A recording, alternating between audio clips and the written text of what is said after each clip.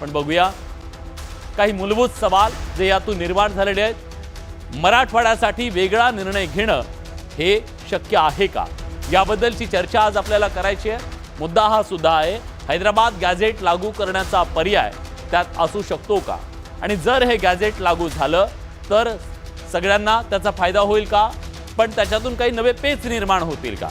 मराठवाड्यातील सगळे मराठा या गॅझेट लागू झाल्यानंतर कुणबी होऊ शकतील का? कारण नोंदी ज्या सापडल्यात त्या नोंदींच्या आधारे असं करता येऊ शकेल का? सरकारला नवी जात देता येते का?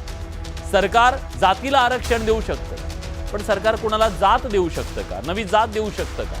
तो सुद्धा एक अतिशय महत्त्वाचा मुद्दा आहे। राजकीय आरक्षणासाठी ओबीसी आरक्षणाचा हा सगळा संघर्ष सुरू आहे का? आज चंद्रकांत पाटील जे म्हणाले त्यात तथ्य आहे का? चला या सगळ्या प्रश्नांची चर्चा करूया, आणि ही चर्चा करण्यासाठी आपल्या सोबत मान्यवर पाहुणे जोडले गेलेले आहेत। आपल्या सोबत या चर्चेत सहभागी होण्यासाठी मराठा महासंघाचे अध्यक्ष राजेंद्र कोंडरे जोडले गेलेले आहेत। कोंडरे सर, स्वागत आहे तुमचं न्यूज 18 लोकमतमध्ये। आपल्या सोबत ओबीसी नेते हरिभाऊ राठोड जोडले गेलेले आहेत। आपल्या सोबत आरक्षण अभ्यासक प्राध्यापक रवींद्र बनसोड हे सुद्धा या चर्चेत सहभागी होणार आहेत थोड्याच वेळात, आणि ओबीसी आंदोलक ॲडव्होकेट मंगेश ससाणे हे सुद्धा या चर्चेमध्ये सहभागी झालेले आहेत। मी त्यांचं सुद्धा स्वागत करतो। पण या चर्चेची सुरुवात मला राजेंद्र कोंडरे यांच्यापासून करायची आहे। कोंडरे सर, जी माहिती मिळते, ज्या बैठकांचं सत्र सुरू आहे, उपसमितीची बैठक झाली, त्यातला कळीचा एक मुद्दा, एक निर्णय जो आहे तो कदाचित होऊ शकतो असं कळतंय, आणि तो निर्णय आहे मराठवाड्यासाठी एक वेगळा निर्णय घ्यायचा। मराठवाड्यातल्या नोंदींच्या आधारे तिथं सरसकट कुणबी प्रमाणपत्र देण्याच्या संदर्भातला तो निर्णय असू शकतो। हैदराबाद गॅझेटच्या बद्दल निर्णय घेतला जाऊ शकतो असं कळतंय। कायदेशीर दृष्ट्या मराठवाड्यासाठी असा वेगळा निर्णय घेता येऊ शकेल का, आणि तो निर्णय घेतला तर आता हा जो आक्रोश, असंतोष दिसतोय त्याच्यावरचं ते उत्तर असू शकेल का? नाही, मूळ प्रश्न आता आपल्या मराठवाड्याचाच आहे। हा, आणि नेमकी अडचण महाराष्ट्रातल्या लोकांनी ही समजून घेतली पाहिजे की जशी महाराष्ट्रामध्ये ब्रिटिश रेकॉर्डमध्ये प्रत्येक माणसाचं जुनं आडनाव लिहिलं जात होतं, तशी पद्धत काही मराठवाड्यामध्ये नाहीये।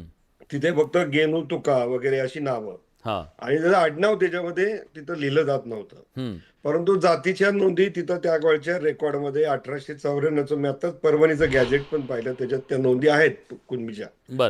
नंतरच्या काळामध्ये काहींच्या नोंदी मराठा झाल्या, परत काहींच्या कुणबी, त्या अजूनही तशा कॅरी फॉरवर्ड होत होत तिथं आलेल्या आहेत। मूळ प्रश्न कसा आहे की मधल्या काळामध्ये जे काही निजामाचं रेकॉर्ड होतं ते आता जरांगे पाटलांच्या आंदोलनामुळं ते बऱ्यापैकी त्या नोंदी आता रेकॉर्डवर आल्या।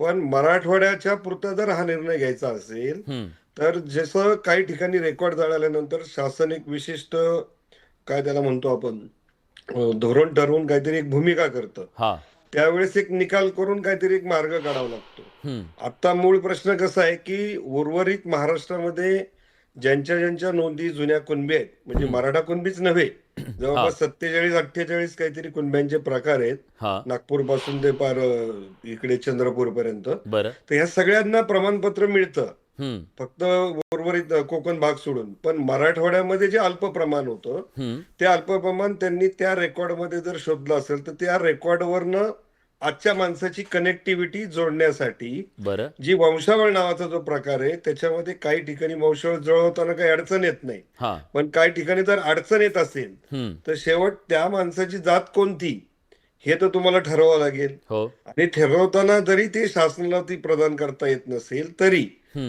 जात प्रमाणपत्र देण्याचं आणि त्याच्या पडताळणीच्या विनिमयामध्ये जर अशी पद्धत असेल तर स्थानिक गृह चौकशी करून देण्याचे अधिकार आजही प्रांत अधिकाऱ्यांना आहेत, पण ते वापरत नाही, कारण याच्यामध्ये कोर्ट केस झाले की ते देणाऱ्यावर सर्टिफिकेट मिळेल। त्यामुळे शासनाला त्याच्यामध्ये एखादा धोरणात्मक निर्णय घेऊन त्या बाबतीमध्ये ह्या विशिष्ट प्रदेशात जो आहे तसा जर निर्णय त्यांनी घटनातज्ञांकडनं किंवा ज्येष्ठ आपले महाराष्ट्राचे ॲडव्होकेट जनरल यांच्याकडनं घेतला असेल ते निश्चित करू शकतील, आणि त्याच्यातनं काही मार्ग निघून सोपा होऊ शकतो। आता जसं मुंबईमध्ये सांगतो मी तुम्हाला, मुंबईमध्ये जे मुस्लिम समाज आहे, मुस्लिम समाजामध्ये अनेक जाती ह्या ओबीसी मध्ये आलेल्या आहेत, परंतु त्यांच्या जे काही रेकॉर्ड आहे त्या रेकॉर्डमध्ये जात लिहिण्याची पद्धत नाही।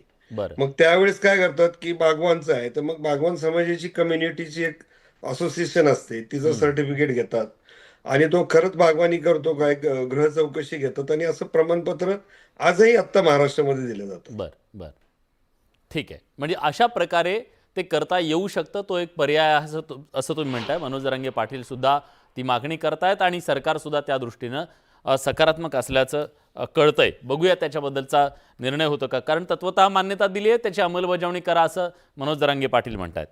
पण मला ॲडव्होकेट मंगेश ससाणे यांना विचारायचं आहे, जर अशा प्रकारचा मराठवाड्यासाठी एखादा निर्णय करायचा ठरला तर मग तुम्हाला वाटतं तो कायदेशीर टिकू शकेल किंवा त्याला कायदेशीर आधार असेल? तुम्ही म्यूट आहेत.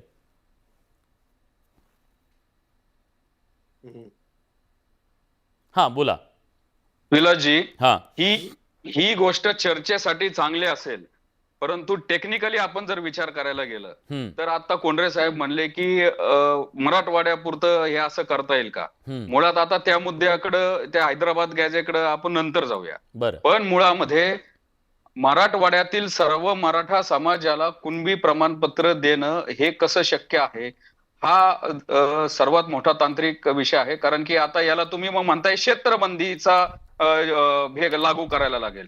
मग मराठवाड्यामध्ये फक्त कुणबी सर्टिफिकेट दिले, मराठवाड्यातनं पुणे सारख्या, मुंबई सारख्या, नागपूर सारख्या शहरामध्ये स्थलांतरित झालेले किंवा तात्पुरते नोकरीला आलेले किंवा त्यांची मुलं जर समजा फॅमिली तिथे, मुलं पुणे मुंबई सारख्या शहरात आली, मग त्यांना आणि इथं जन्मले, तर नक्की मग त्याला आता कोणतं हे लागू होणार. आणि मग तसं जर लागू करायचं असेल तर मग कोकणामध्ये काही भागामध्ये कुणबी आहेत, विदर्भात काही भागात कुणबी आहेत, मग ती क्षेत्रबंदी ह्या 3 याच्या पुरतं करणार का. मग तुम्ही पश्चिम महाराष्ट्रामध्ये, पुणे मुंबईमध्ये मग कुणाला हे आलो करणार नाही किंवा कुणबी दाखले आलो करणार नाही, फक्त मराठवाड्यापुरतं, कोकणापुरतं.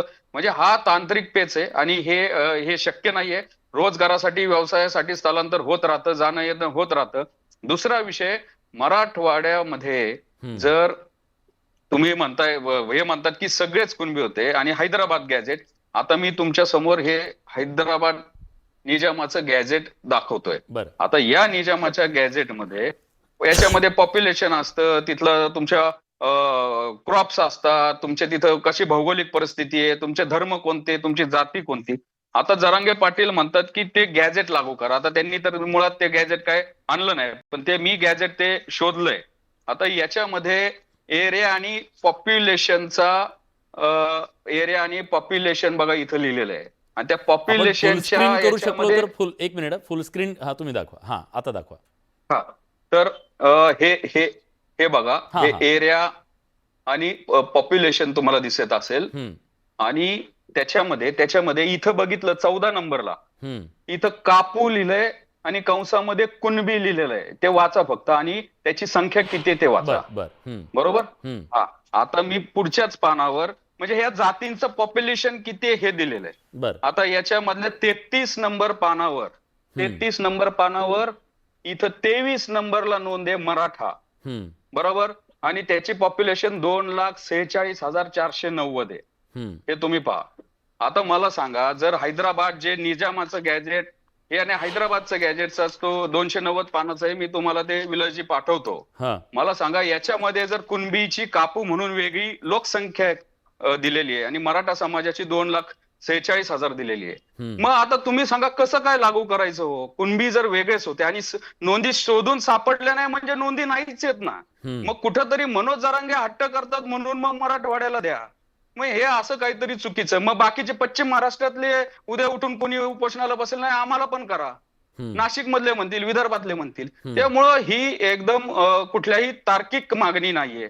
मुळामध्ये आर्थिक, आता तुम्ही हे सगळं निवेदन करताना सांगितलं की गरीब आहेत, आत्महत्या होतात, नापिकी होती, ह्या सगळा विषय येतो आर्थिक दृष्ट्या, हा सगळा विषय येतो नुकसानीचा, हा सगळा विषय तो आर्थिक परिस्थितीचा. मग त्याच्यासाठीच 103वी घटना दुरुस्ती करून ईडब्ल्यूएस आरक्षण आहे, त्याच्यामध्ये मराठा बांधवांना 8.5% लाभ मिळत होता.